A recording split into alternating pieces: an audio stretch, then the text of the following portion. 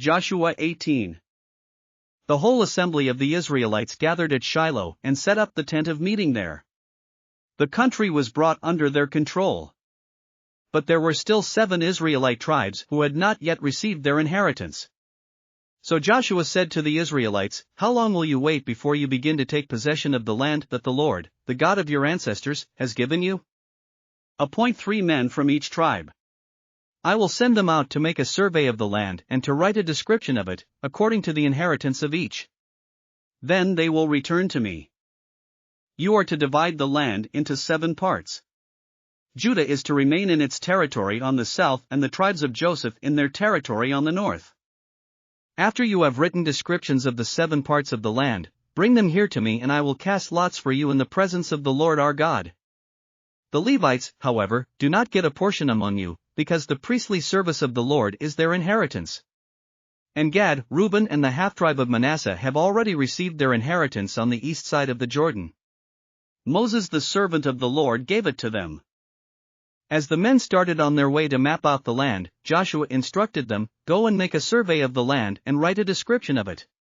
Then return to me, and I will cast lots for you here at Shiloh in the presence of the Lord." So the men left and went through the land.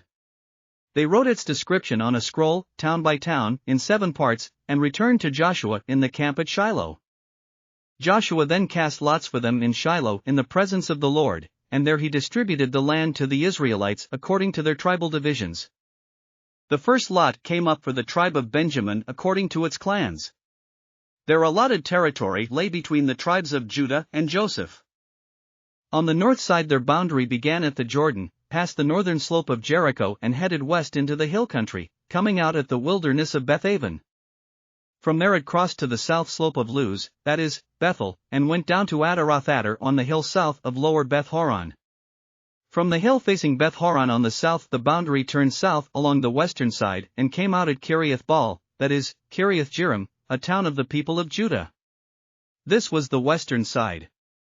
The southern side began at the outskirts of Kiriath-jearim on the west, and the boundary came out at the spring of the waters of Nephtoah. The boundary went down to the foot of the hill facing the valley of Ben Hinnom, north of the valley of Rephaim. It continued down the Hinnom valley along the southern slope of the Jebusite city and so to En-rogel. It then curved north, went to En-shemesh, continued to Jeliloth, which faces the pass of Adummim, and ran down to the stone of Bohan son of Reuben.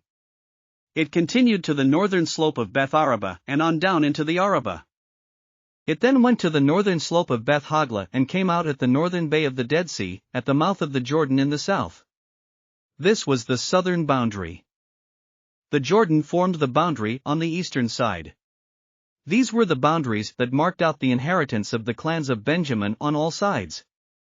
The tribe of Benjamin, according to its clans, had the following towns: Jericho, Beth-hoglah, Emek-keziz, Beth-araba, Zemaraim, Bethel, Avim, Parah, Ophrah, Kepharamoni, Ophni and Geba, 12 towns and their villages, Gibeon, Ramah, Beeroth, Mizpah, Kephara, Moza, Rechem, Irpeel, Tarala, Zelah, Haleph, the Jebusite city, that is, Jerusalem, Gibeah and Kiriath, 14 towns and their villages. This was the inheritance of Benjamin for its clans. Thanks for listening to another chapter of the Bible. At My Faith Fuel, we believe a good coffee fuels your faith and energizes your day. Please visit myfaithfuel.com to explore our delicious coffee blends. Part of each purchase goes to training worshipers around the world. Thanks for listening.